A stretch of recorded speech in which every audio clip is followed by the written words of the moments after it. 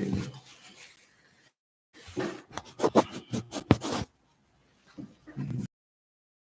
Light is Hello, everybody. Please accept my respectful greetings. Battery is not so strong as I love, so let me go live on this also. Please accept my humble greetings, and I pray that you all are well. Today, I want to have a conversation with you all on the psychology of failure. What does failure mean? Practically, a lot of us, one point in our life, we've heard about failure. Once point in our life, a lot of us have been tormented by failure. Hello, Mama, how are you? And because at one point in our life, a lot of us has been tormented by failure, we are running, not wanting to be a failure, you know. And because we are running, not wanting to be a failure, we don't know how to escape this thought process that is playing 24 hours in our head. And because we don't know how to escape this thought process that is playing 24 hours in our head, it seems like nothing is happening. The psychology, of failure. How does failure influence us? That is what I want us to talk about today. So basically, this is a live broadcast on YouTube and on Instagram, on TikTok and on Facebook. But so kindly bear with me as I try to set up, every other point and every other part, so that we can all participate, in this conversation. So good morning to you all and welcome. Uh, Welcome. It is raining here in Ghana. It is raining in Ghana, and because it is raining, so there is no light. In Ghana at the moment, there is no light. That is why you see that it's not so bright and it's a bit blurry and stuff like that. It is because there is no light in Ghana. But today, I want us to talk about the psychology of failure. Once upon a time, in the different phases of our life, we have all felt as if we are failures. That's a fact. That is a fact. Each and every one of us have felt that we are failures or we are failing in different areas of our life.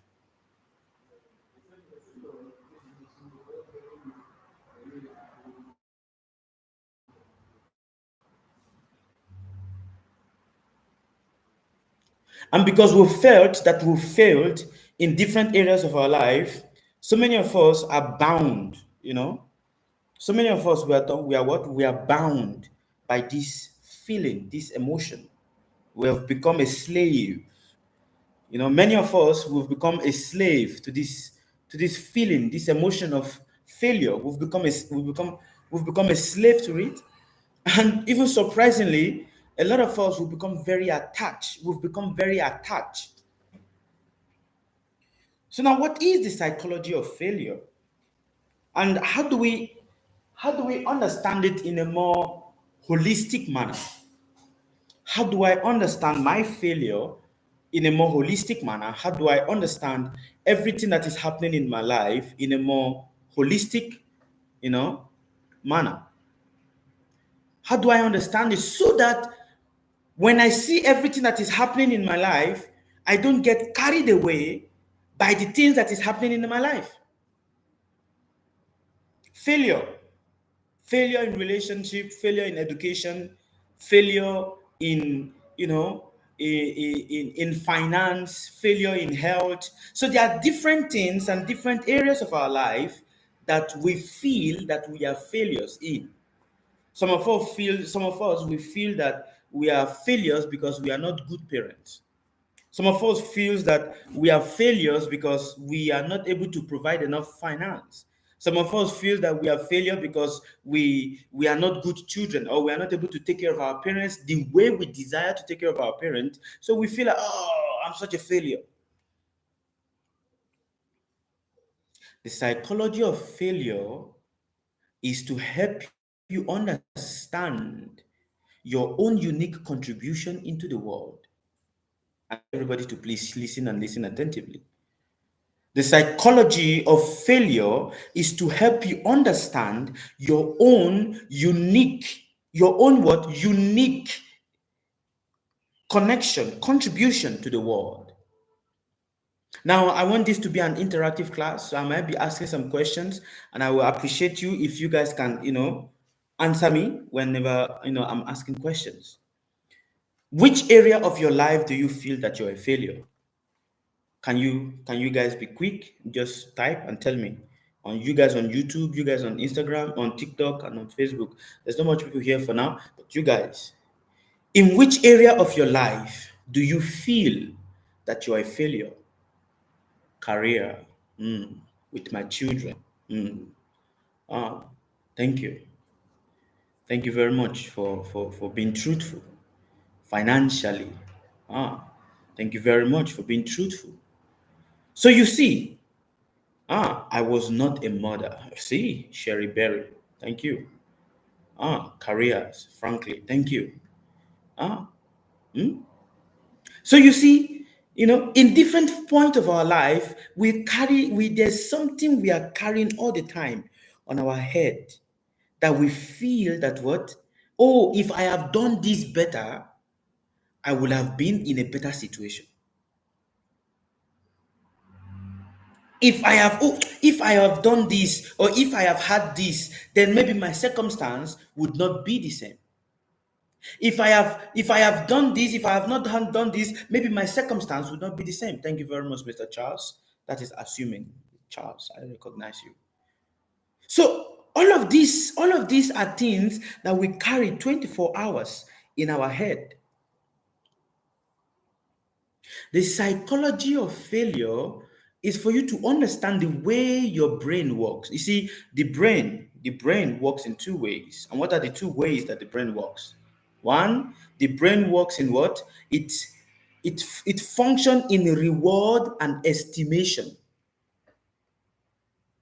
The nature of the brain is that what? It functions in two ways: reward and estimation. Estimation and reward. But not what? To understand the difficulties that comes with that estimation. A lot of people, when they have plans, what happens is that they just, okay, you know what? If I want to, okay, I want to start a business. So if I start this business and I do it for 2 years, I'm going to get a certain reward of this is the amount of money I'm going to accumulate in 2 years' time. But they don't put plans into the difficulties that they are going to encounter in the business. And because they don't put plan to look into the difficulties that is going to arise from the business, when they start the business and it does not go according to their estimation and it is not providing the reward that they have estimated, they give up. A lot of us, we are like that. There are so many things of our life that we want to do. But the problem is we focus so much on the reward and the estimation of from now to now, from it's like an estimation of the distance for you to get that reward. So if I do this period from now to this time, I should be able to have this. But then we don't put plan into the visibility of the difficulties that we are going to encounter. Is somebody hearing me? Is somebody understanding? Is somebody understanding? We don't put plans to look at the difficulties that we are going to encounter in the process of that reward that we've put in our head. So when we start something, because we've already estimated, a lot of people have been killed because of estimation and reward. And this is the dopamine of the brain. This is what the dopamine, the dopamine, it gives a dopamine effect to the brain. It pumps a dopamine to the brain, estimation and reward. From this time to this time, I should be able to have this. But then you don't see the difficulties. Now, when they start it and they start experiencing the difficulties, then people are going to say, "Oh, I never knew it's going to be as hard as this. Oh, if I knew it's going to be hard like this, I would not have done it." Do you understand? Are you understanding? If I knew it would be hard like this, I would not have even put my hand into it. If I knew this person is going to be like this, I would not have put my hand into it. If I knew this relationship is going to be like this, I would not have put my hand into it. If I knew my parents are going to be like, oh, we have, then what happens? Then we have this if consciousness. Oh, if only I die, no, I die, no, I die, no, I die, no. Why? Because what? We start anything that is done first with estimation. First what? With estimation and reward. What's going to happen? What's going to happen? Everybody will be disappointed. Everybody will be what? Disappointed, highly disappointed. Because what? Estimation. We estimate things and then we expect the reward. But when the reward does not come, we feel like we are a failure. Many people have bound themselves with a rope of estimation and reward, and when they did not receive of what they were estimating, they start thinking, they start saying, "Oh, it did not work, I'm a failure." They start saying that they are failures. First of all, let us look at this from a Vedic perspective. Let us look at this from a Vedic perspective. On this note, I want to tell you about a man called Arjun. You see, Arjun is a powerful man. Arjun was seen as what? A powerful man, a powerful warrior that nobody can conquer. That was Arjun. And there was a very big battle that was taking place, on the battle of Kurukshetra. In this big battle that was taking place, Arjun told his friend Krishna, "Can you drive me into the midst of this battle? Let me see the people that have gathered to fight me." The moment Arjun was driven, from where he stand, and they drove him into the midst to see, so you can see everybody that have gathered to fight. The moment he saw everybody, he became weak. The moment he saw everybody that has come to fight, he became weak. He became paralyzed. He is known as Gandiva Raja, but he could not fight. Thank you very much, Pa Otiga. He couldn't fight. Why? Because the people that has come to fight him were his own kinsmen, his own brothers, his own uncles, his own fathers, his own nephews and cousins were the people that have gathered to fight him. And Arjun said, "What is the essence of the fighting then? If I fight and I kill these people, then who am I going to enjoy the loot of fighting with?" And this is our circumstance every day. These are our circumstances every day. Every day of our life, we wake up to do things, but the people that brings us down are those ones that are our family members. Then we'll be like, "But why is my family member doing this to me?" This is our circumstance is the same as Arjun. We are very capable, very strong, but when the family member comes into the picture, we'll be like, oh, my family, why are my family members, why are they doing this to me? Why is my family members doing this to me? Why?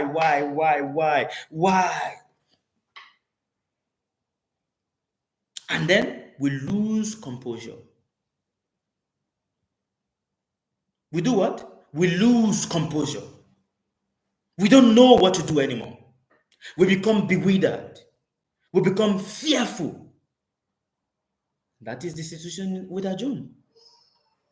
You see, Arjun was a very capable fighter, very capable, but he was depending on his satisfaction of his fight from his family members. And that is the situation with a lot of us. That is the situation with what? A lot of us, me, you, every one of us that is here, that is listening to the sound of my voice right now. This is our situation. The psychology of failure. Failure is a psychology. But you must understand there is a reason why this psychology is there. And I'm going to get to that point. I'm going to arrive at that point. You see, overconfidence is the disease that plagues a lot of us. Overconfidence is a disease that does what? Plagues a lot of us. It's a disease that infests a lot of us. Overconfidence. And what is failure? When you've experienced series and series of desires not being fulfilled, faith becomes trampled when what we put faith upon is not being fulfilled. Everybody have faith. We all have faith in something. But when we've experienced series of disappointments, we start losing faith. Is it not? Everybody has faith. We all have faith. But your faith can become shaken when you experience series and series of what? Disappointment. So we start losing faith in things. We start losing faith in people. We start losing faith even in ourselves when we've experienced multiples and multiples and multiples of what? Disappointment. So disappointment is the killer of faith. Is somebody hearing me? Is somebody understanding? Is somebody understanding? Are you understanding? Are you taking it in? Disappointment is what? Is the killer of what? Of faith. And everybody have faith.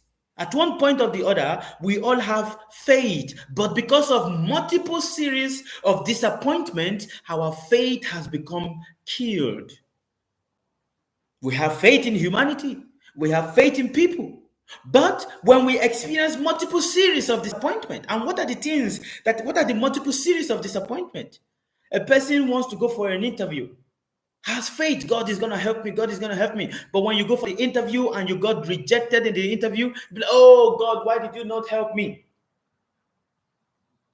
Why did you not help me, God? Why did you not help me? We were having faith. But the moment you get a little disappointment, oh God, why me? Why me? And that is the cause of our lamentation.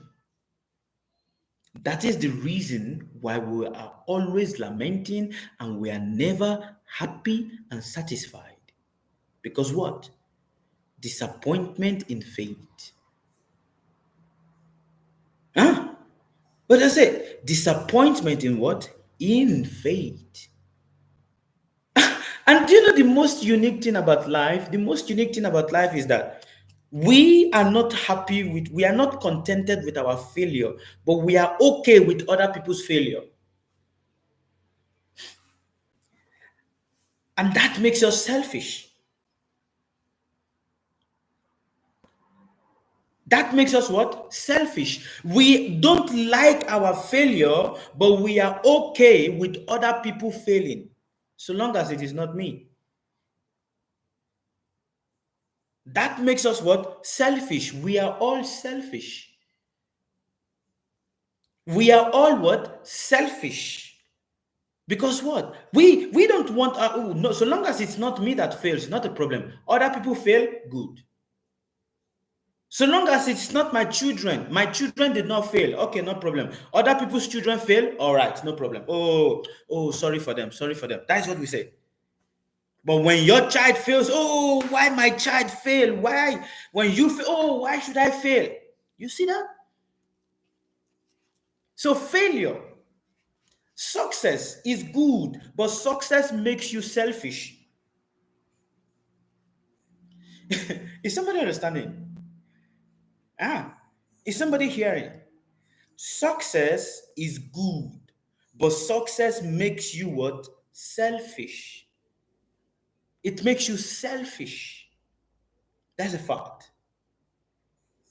And because it makes you selfish, we want it. When any man that has had a little success in whatever they do, any man, any woman that have had a little success in whatever they do, after some time, they start thinking that people is against them. Do you see the corruption of success? Any man, any woman that have had a little success in whatever they do, after some time, they will start thinking that what? People are against them. People are jealous of me because I'm being successful. Nobody is jealous of you.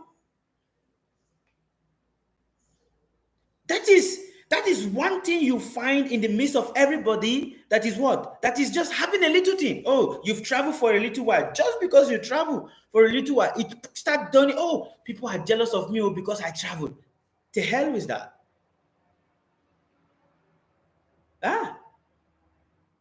Oh, I have a child. People are jealous of me because I have a child. I bought a car. People are jealous of me because I bought a car. Come on. And the moment you start thinking like that, that moment you lose your peace of mind. You become what? A puppet. You become a puppet to your own thoughts, to your own thinking, to your own negative thoughts. You become a puppet to that. So what is failure? Failure is what brings you back to reality. Listen attentively. Failure is the jerk that brings you back to what? To reality. Am I making sense? Is somebody understanding? Failure is what? Is the jerk. Boom. A universal jerk. Boom. That brings you back to what? To reality. That helps you to see reality so you can be mindful with reality, and you can be able to do what? Live life in accordance to life, to people, to things, and everything. If you are driving on a smooth road and the road is so smooth and there is no bumper, what is the essence? Why do they put bumper on the road? What is the essence of bumpers? Can you guys answer me? What is the essence of bumpers? If you are traveling on a road and then there are bumpers, what is the essence of the bumpers?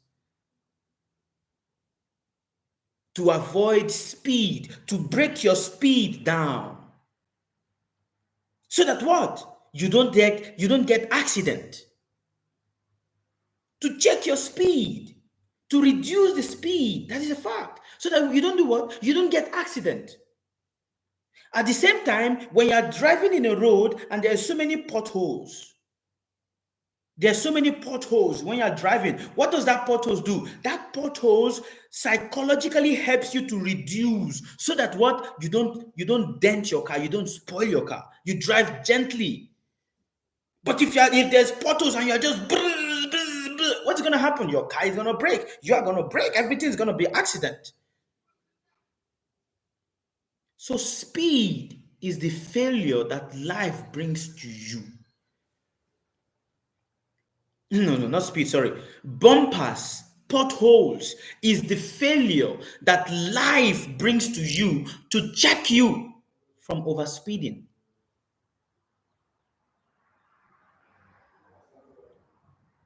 Is somebody understanding? Speed, bumpers, potholes are the obstacles that the universe sends to you to stop you, to protect you from what? Overspeeding. And what is it that you're overspeeding? With your mind, the overspeeding of your mind, so that you don't break down. But then we cry for it. Oh, why should I have failure? Why? Just like you are driving a speed and then there is a red light telling you to stop. The red light is telling you to stop, but you are like, why is the red light now? No, the red light should move quickly so I can go. You will have accident. When you try to brake, a lot of people, they see the red light, but they don't want to follow the red light. So they want to break through the red light. What's going to happen? Accident. And then what's going to happen? Oh, somebody has done something against me. Hell no, nobody did anything against you. Are you understanding? Nobody did anything against you. It was you that was not paying attention to what the universe has been warning you. Anybody that falls into police problem right now, anybody that falls into prison right now, anybody that falls into whatever problem you have right now, don't it's not but nobody put you through that. The universe has been giving you warning since time, but you are refusing to pay attention to it because what? You want to run speed pass through the obstacles that the universe is giving to you. But the universe put this speed there to slow you down for a reason. The universe put these bumpers there. The universe does what? It puts these bumpers, these obstacles there for a reason. But then some of us, we get carried away in philosophy. Some of us, we get carried away in philosophies. Oh, it is my destiny. What that is why it is happening to me. Oh, it's my destiny. So we do what? We become a victim of destiny blaming. Some people are like that. They become a victim of what? Destiny blaming.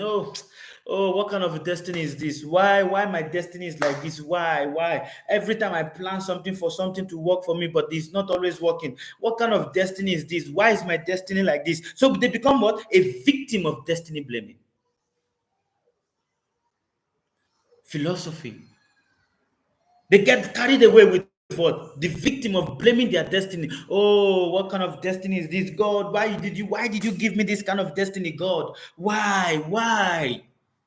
Why did you give me this kind of destiny?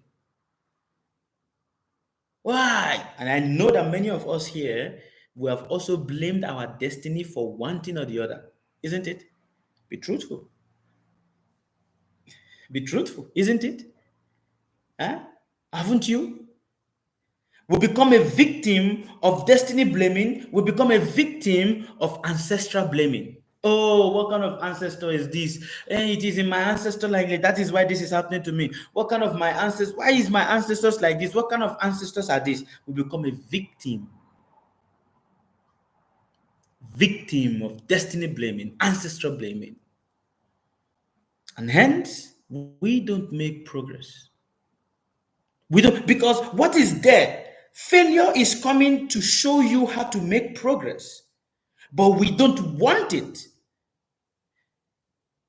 Do you understand? Failure is coming to show you how to make progress, but we don't want it.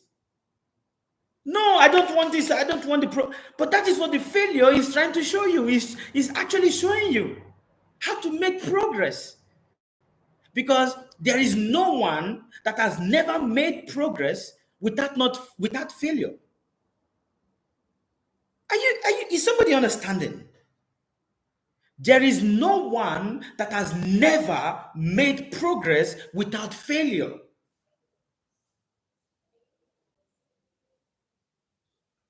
So failure, the psychology of failure is to see that your failure is actually the most best phase of your life. Because what? The universe is trying to redirect your step. But when you don't want yourself to be redirected, you're gonna fall. Everything is gonna go upside down. You're gonna think that somebody's on somebody. It is definitely somebody. And what's gonna happen? The spiritualist is also gonna tell you, yes, you are failing because somebody is doing something against you. That is why you are failing. Even that spiritualist also fails. Do you see the irony of it? Do you see the irony of it? The irony of it is that even that spiritualist himself also does what? Also pass through failure. But he's telling you that the reason why if you are passing through failure is because somebody is doing something against you. How amazing. How amazing. To understand the psychology of failure is to understand the mercy, the blessing that the universe is giving to you.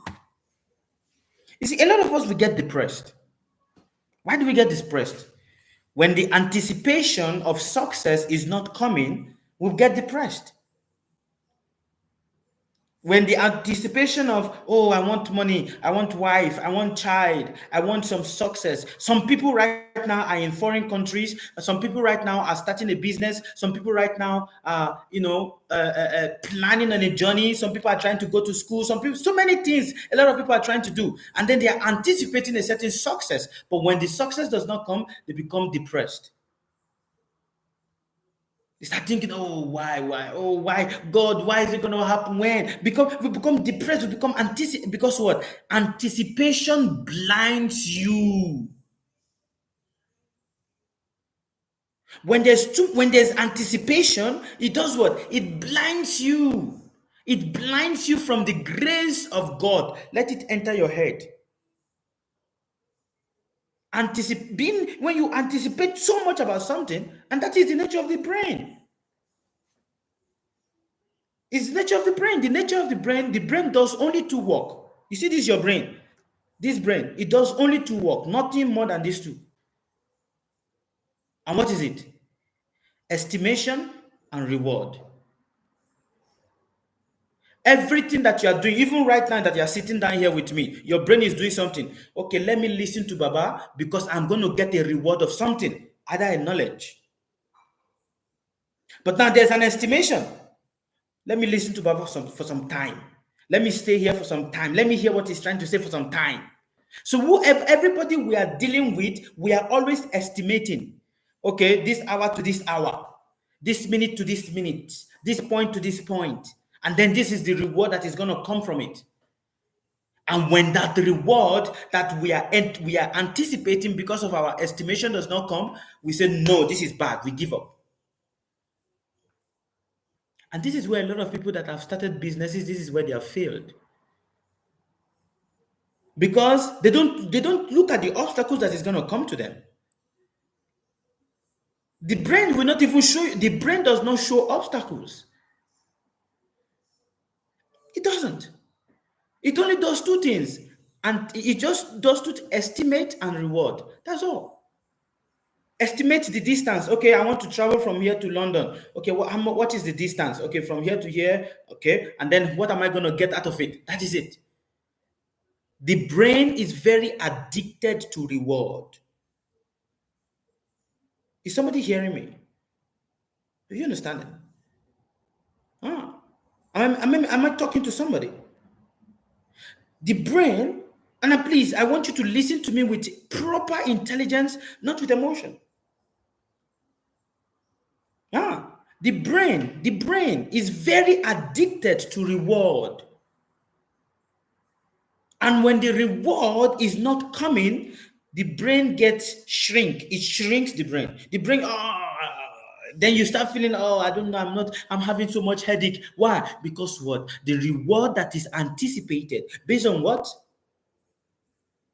It's not because on the estimation, when the reward is not coming, the brain start feeling headache. I estimated that I'm gonna get money, but the money did not come. I'm not happy. I'm headache. There's so much headache. There's this, there's that. Anticipation, estimation, and reward. And that is why it is said, if you want to start anything, don't estimate. Okay, from this time to this time. Don't do that. An inexperienced business person do all of these things. But if you want to become an experienced person, don't put estimation. You are going to a new country for the first time. A lot of people, when they go to a new country for the first time, so they have this estimation. Okay, if I start working, or maybe I'm cleaning the ground, I'm doing some cleaning job, I'm doing some small job for 1 or 2 years or 6 months, I will be able to gather this money, and then I'll be able to do something. And then when it does not work out like that, you say, oh, it did not go like that. Something must be wrong with me somewhere. And that is why the wise man says, just do. Don't look at the reward. Don't look for the reward. Just do. Is somebody understanding me? Just do. Don't look for the reward. Don't look at the reward. Don't estimate. A lot of us, we also do this. Oh, I have been in this country for so many years and I don't have anything to show for it. Why? Estimation. We are busy estimating our success based on what? What we see in other people's life. We are busy estimating our progress based on what? How we see other people's life is moving. And then we become depressed. Let me tell you one thing. Depression is selfishness. That's a fact. You are selfish. That is why you become depressed. Selfish. Very selfish. Because what? You want to be the center of attention. A lot of people, no, me, I don't like that kind of a thing. I don't like to be the center of attention. That is a lie. You like attention. You like to be the center of attention. And when that attention is not coming to you, what happens? You become depressed. Oh, nobody's paying attention to me. Oh, this is not happening to me. Oh, why is that? Why is that? Why is that? You become depressed. Center of attention is in different ways, even in family life. Oh, the husband must see that I'm contributing properly. The children must respect me. The family members must respect me. All of these are all part of what? Attention. They are all part of what? Attention, attention, attention. And that is why you are not happy.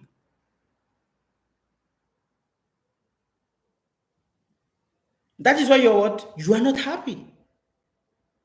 Because if you look at what is it that we are really depressed about? A certain estimation or reward that is expected that is not coming.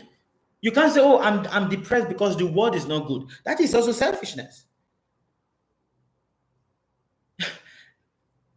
There's an ancient mystical book. And in that book, I can't really remember the particular name of the book. You understand me? In that book, I can't really remember the name of the book. But in that book, there is a saying by Brahma. Brahma is a Hindu, is a Vedic mythological creature that is responsible for what? Creation of the world. And he said, you should see poison. When people say bad things about you, you should see it as a blessing. And when people start saying good things about you, you should see it as what? A poison.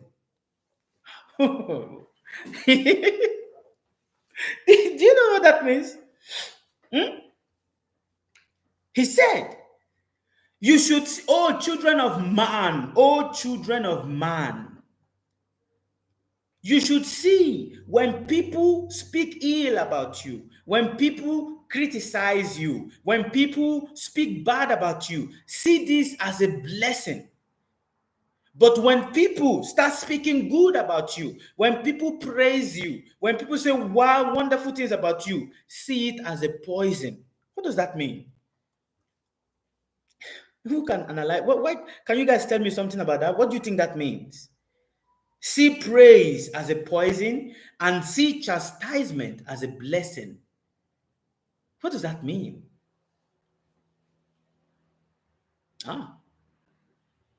What does it mean?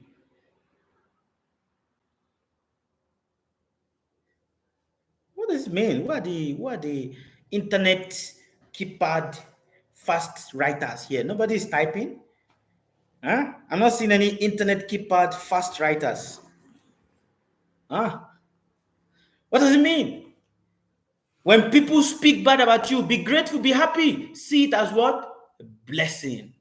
But when people start speaking good about you, that is a poison. Is a what? Is a poison.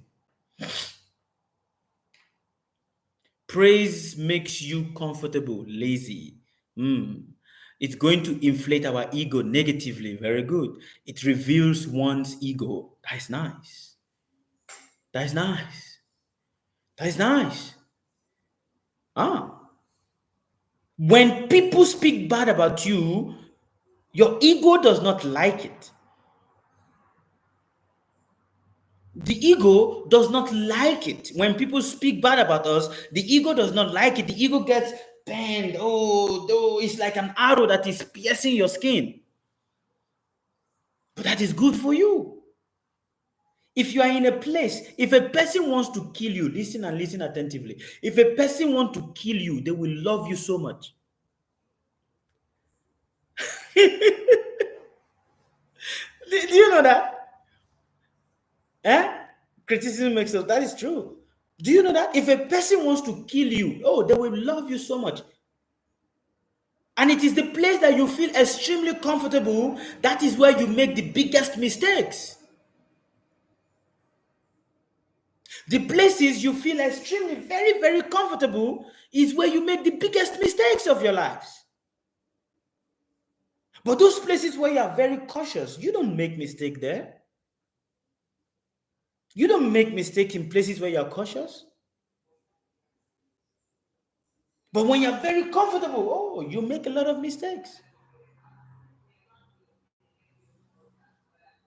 Do you understand? You make a lot of mistakes you make where you are very comfortable. But when you understand, when you truly understand that what? Oh, I see. So the psychology of failure is actually nothing but the psychology of success. Because what is failure? Failure is success in disguise. And what is success? Success is failure in disguise.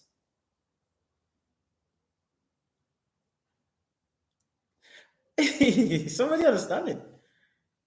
What is failure? Failure is nothing but what? Success in disguise. Failure is success that disguises himself to come and meet you.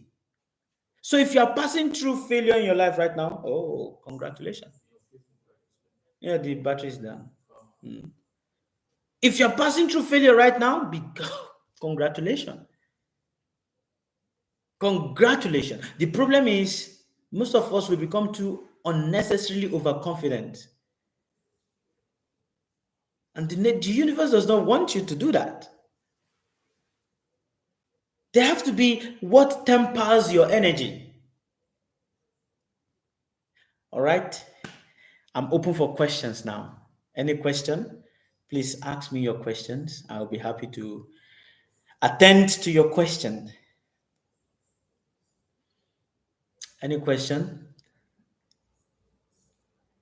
You guys here on YouTube have any question? You can also ask. It'd be nice to answer. Greetings. Hello. Who's that? Yeshuda. Hi. Always grateful. Good afternoon, Papa. Good afternoon. How are you? I'm still alive. Very good. Remain alive Just forever. woke up. It's 7 here. 7 Amazing. a.m. Amazing. Okay, Baba. Since you're saying that betting, when betting is happening to you, is success in disguise. And you also taught us that because based on I've been following you for a while, there are certain people that is not meant to get success in this life, maybe on the next life. So in that instant, a lot of bad thing is happening, negative thing is happening to them, a lot of challenges. So would you how could you deal with that? Because it's not something that is gonna go away, because you just have to cope with it. It's there. That's the action, the karma reaction. So since you're telling us that if they speak bad about you, because there are people that they're bad and they're speaking bad because they're really bad, Baba. I'm not judging, but based on my little knowledge, based on my little experience, because my feeling, I know when this is not good and this is good. So what would you say about all that? It's an investment. Oh, okay. Do you understand? Yes, Baba. It's a lifetime investment. All right. Why? I get it now.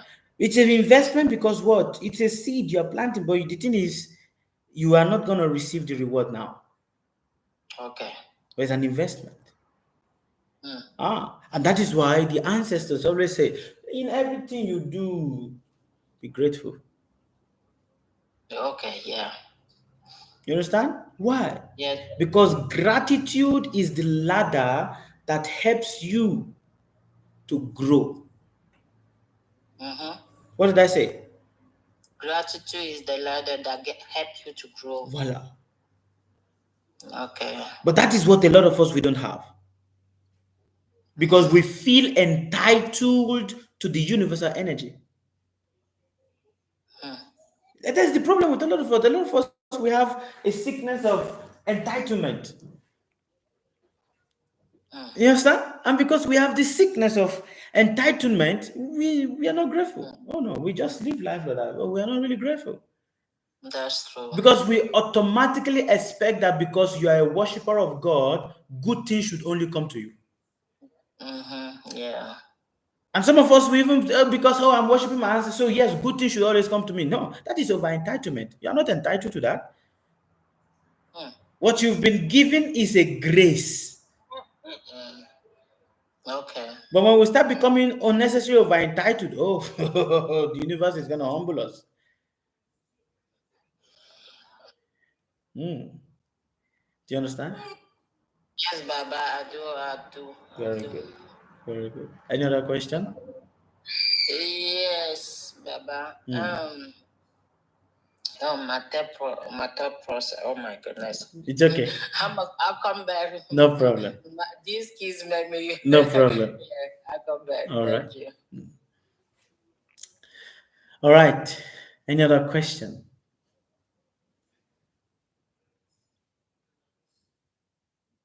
Is there any other question?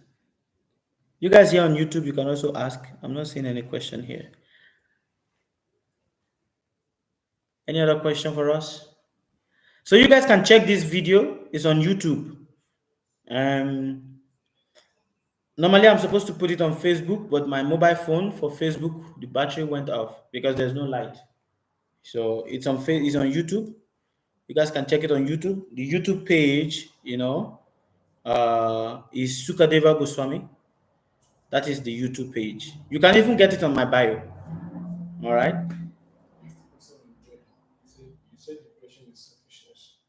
Can you elaborate that? Someone asked a question. Who's that? Jordan. Where is it? Let me see. Jordan Travel Lifestyle. You said depression is selfishness. Can you please elaborate on it? Yes, depression is selfishness because when you are depressed, what are you thinking about? Only about yourself. Even though we might be thinking about my family, no, but it's only about ourselves. When we feel a certain satisfaction that we want is being deprived of us, we get depressed. If you are sleeping and you are enjoying your sleep, and I come to wake you up from the sleep, how do you feel? Angry, irritated. Why do you wake me up from the sleep? If you are eating and I remove the food from your mouth, you get irritated. Why do you take the food away from me? Because what? There is a satisfaction you are getting from that. So when people deny us of the satisfaction we are getting from something, we become irritated. We become upset. We become dissatisfied and we become angry. Understand? We become what? Dissatisfied and angry because what? We feel that the satisfaction. So everything that everybody is looking for is satisfaction. Whether it is even right now, even right now you are listening to knowledge. Even right now you are listening to knowledge. What are you looking for? Satisfaction. The moment your phone goes off right now or your internet starts misbehaving right now, what's going to happen? You will get upset. Oh, why is this internet doing this? Why? Because you feel that the internet is depriving you of the satisfaction you are wanting to get. Is somebody understanding? Are you understanding me? But because this is a fact. Every time you get irritated at something, it is what? And it's satisfaction that you are getting, that you feel is being deprived of you. And what happens? You get irritated. You are driving on the road and someone just overtake you. You get irritated. Oh, why did this person do this? Why? Because what? A satisfaction of what? Driving and moving on your own pace, and somebody just it brings what? Dissatisfaction. So there is nothing. There is nothing that we do that we don't look for a satisfaction in it, even when it concerns helping people. Even when it concerns helping people, even if it is, oh, but I like to help people, but there's a satisfaction that you get from that. There is something that pumps, juice into the brain that you get from that. There's a feeling that, ooh, I like this feeling that comes on you, that you get from that satisfaction. And that denial of that satisfaction puts us into depression, which is selfishness. But of course, even hurting someone else, some get satisfaction. That's a fact. That is let us bring it. Let me bring it a bit closer. See, I'm very loud. That is a fact. But then let us be practical. When you are having a sexual relationship between you and your spouse, when you're having a sexual relationship between you and your spouse, majority of the time you are not having the sexual relationship because you want to please your spouse. You are having the sexual relationship because what? A satisfaction. You want your own satisfaction, and the moment your satisfaction is fulfilled, you go away. And then the other person is going to say to you, oh, you are just doing it only for yourself. You're not even doing it if I also get satisfaction out of it. Do you see that? Do you see that? And then becomes a problem. It becomes a quarrel. When you are having, and then you feel that you did not do properly, what happened? It registered in your, oh, I'm not satisfying the wife enough. Why? Because you don't get the satisfaction that you think you need.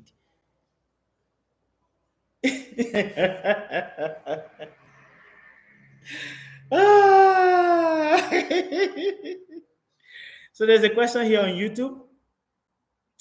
Mr. Togbe Kutsanku says, so sir, are you saying we should be happy even if we are going through hard problems? Yes.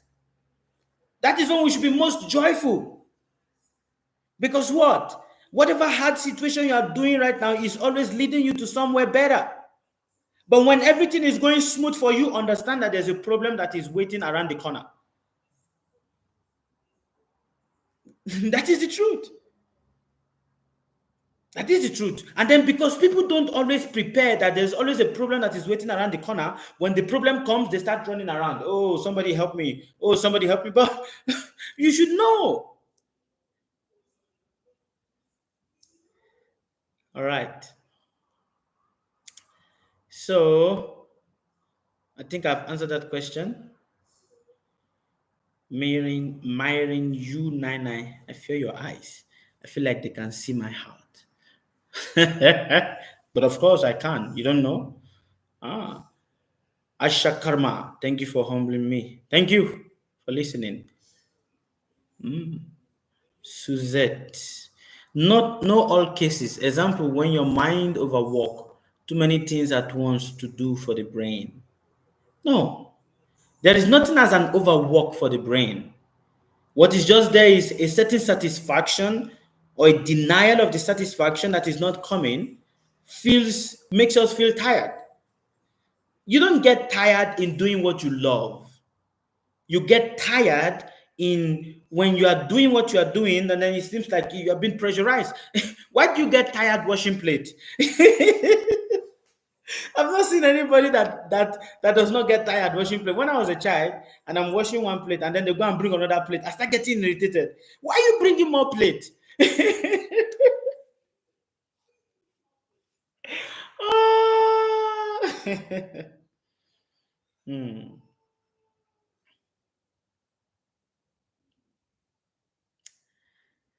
Okay. So the brain of the mind caused by sleep is depression. Okay. I don't know. I think I've answered that already. Humble Lati. Any other question here on YouTube?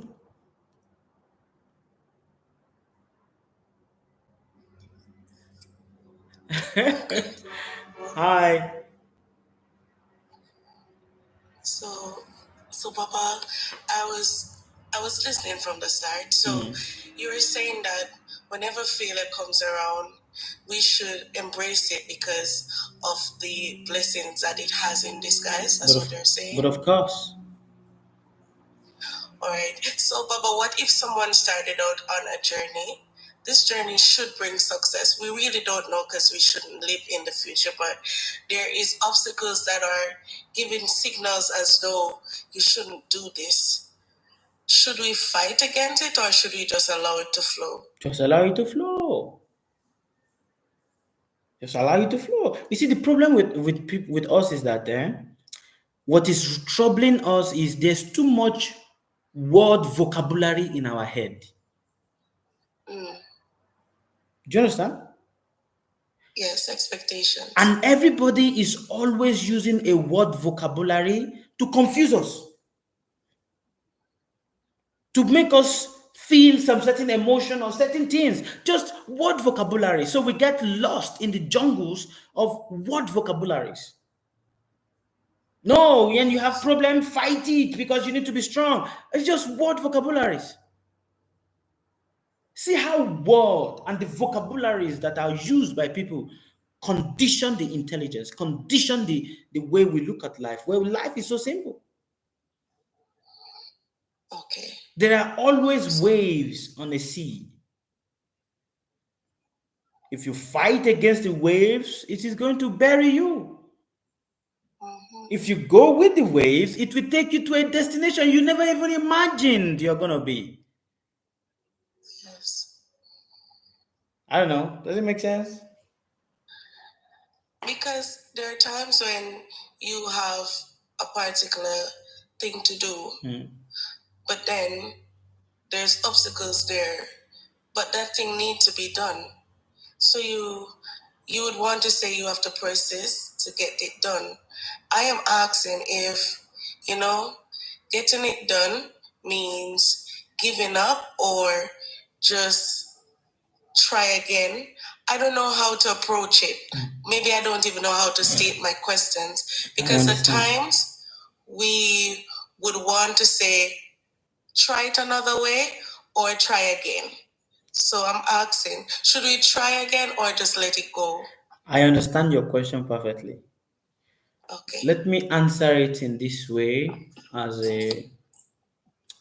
you ever gone for a driving test before? Yes. Did you get it immediately? No. Okay.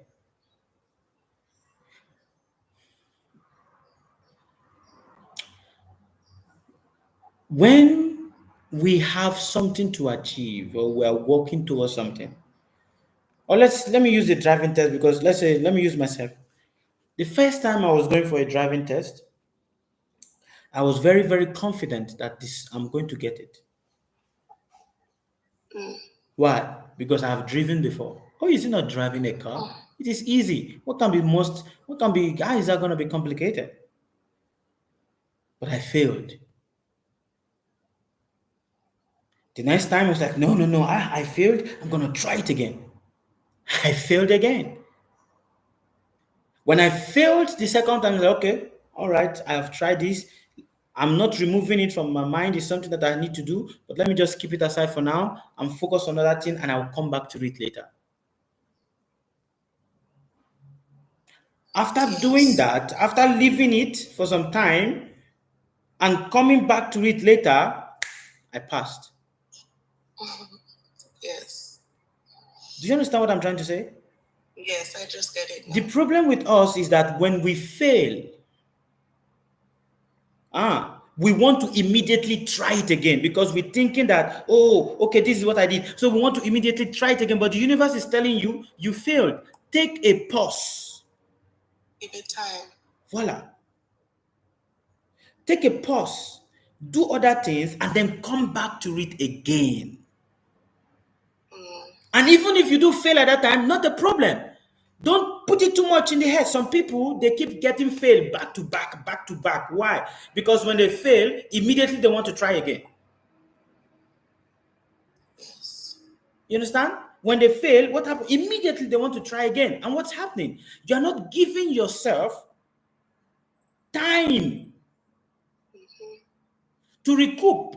But no, let me try it again. And then what happens? You're going to feel burnt out. Then you start thinking. Then that frustration is now going to start boiling. Oh, the world is not happy. Everybody is not happy with me. Something is doing this. Something must be wrong somewhere. Yes. But your duty is to do what? Have you seen a Tinashi? Thank you very much for the rose cap. Have you seen a ram when a ram is fighting? Have you seen a ram before? Yes, I've seen. When a ram is fighting, what happens? It comes and hits, isn't it? And then after it does that, what does it do? It pull back. Again. Yes. To do what? To gather momentum. And then try again. But the problem with us is that when we hit something, we don't want to pull back. We want to continue. But you see that everything about life is for you to move forward and then pull back. Is it not? Yes, it is true. Everything about our life, whatever we are doing, sleeping, eating, is about what? You put in, you put out. You put in, you put out. But if you just, what's going to happen? You're going to choke at it. Yes, true. And that is what the universe is simply saying. Just do that only. It is a natural law of the universe. Your feet. How many feet do you have? 2. 2 feet. How many directions does your feet take you? Oh God, there's so many. No, but it doesn't. Only can take you one place at a time. Not even one place at a time. Every direction of your feet that your feet is going to go, whether it is turning left, it's turning right, it's turning forward, it's turning backward, it's just 2 directions. Forward and backward. Forward and backward. Oh, yes. Yes, Papa. That is all. So there is a reason why you need to go forward, and there is a reason why you need to go backward. But the problem with us is we don't want that backward step. We only want the forward step. Your feet is going to get crushed. Are you understanding? Yes, Baba, I do understand. Very good. Thank you for that. Very good. I do have another question. Sure, please ask. It's in relation to the topic that you had yesterday with the law of criticism. When it comes to that, you said we should also embrace that. Yes. So most of the things that we would have considered as negative, from your teaching, you said we should approach it with hearts of goodwill. So I'm saying that if criticism is a law that we should embrace, how do we empower our hearts to deal with the negative side of it? Because critics comes from 2 sides, the negative and the positive. So there are times when someone might say something to us that is, we should take it as positive, but really it cuts so deep that it gives off a negative reaction to us. How do we deal with that? That is the ego that is always present. You see, words cut deep to us whenever we are communicating with people. The ego is always in the forefront instead of being at the back. Don't forget, the ego is a soldier. His duty is to do what? To protect. But when the ego is always at the forefront at all time and is not at the back, then every word that is being spoken, we identify with the word and it cuts deeper. An example is this. Within a boyfriend and a girlfriend, between 2 spouses, when 2 spouses are fighting and the spouse is yelling, what is happening there? Each of the spouse ego is in the front, not at the back. And because each of the spouse ego is in the front, so every single word that is being uttered is taken. Oh, you called me lazy. You said that I'm not a good man. You said I'm not a good man. You said this to me. You said, So you see that? Then what happened? We start repeating words. Lot of words is being said, but we pick one. And we start repeating that word many times. You say, I'm a bad person. You say, I'm a bad person. Me, I'm a bad person. Me, I'm a bad person. You see that? Because when argument is happening, whether it's an argument or it's a word, whatever it is, our ego is always in the forefront, and hence we get easily hurt. The ego easily get bruised. But when it's just the intelligence that is in front, the intelligence sees every word as just words that is being spoken from the frustration of another person's mind. And hence, okay, that is his own frustration. It shouldn't come to me? Because what? The intelligence is seeing. The problem is, the essence of the intelligence is to see. And I said it so many times to so many of you. You must see through what? See through the eyes of the intelligence. Not through the eyes of emotion. Emotion is the eye of the ego. Yes. You understand? Yes, so you're saying that even if it is an insult, before we go ahead, let that ego pass off, because an insult also can be a critic to make you grow. But of course,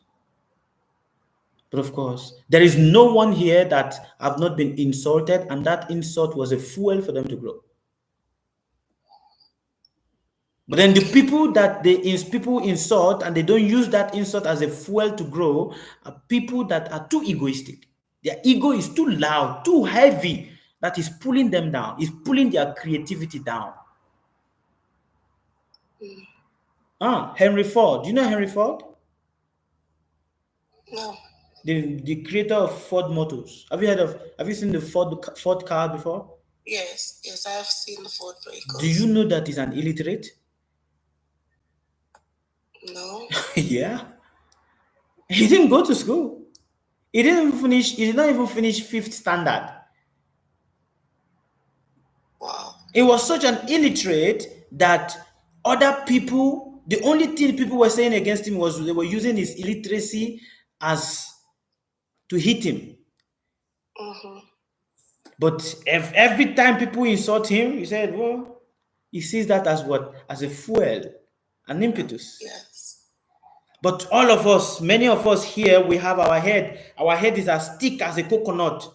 That every time people say things to us, he just hit our coconut head. It does not go anywhere. He just hits the coconut head. Then the coconut head start getting bigger. Oh, you said this about me. Oh, this person said this about me. Oh, coconut head, everybody.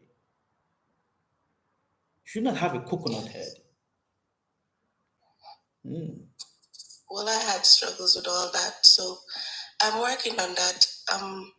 It's not just someone giving bad critics or stuff like that, but it's also the ego. It's something for us to also try and control, because there are times when we do get positive critics and we don't even know it's positive because of the ego. We overthink, and then things happen that we could have avoided. Yeah, we overtake words seriously.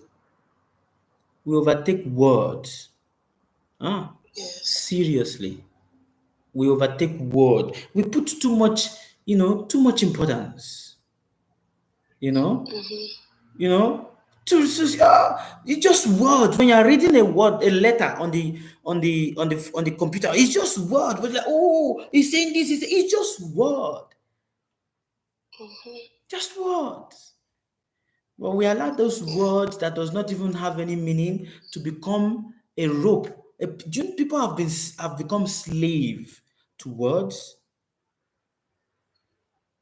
Just words. People have become slaves, and they have been pulled to do so many things that they wouldn't do, but because of words, they identify too much with the word. It's just word, right? If you look at the comment, it's just words. If you see it as just letters, you don't take it seriously. But when you don't see it as letters, oh, he's talking to me. Oh, he said this about. You see that? Yes, The ego comes forward. That is true, Papa. That is so true. Thank you. Merci.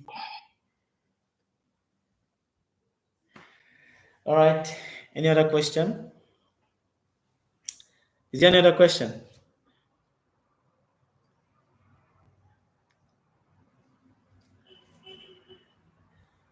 Okay, I think I'm going to end on YouTube now.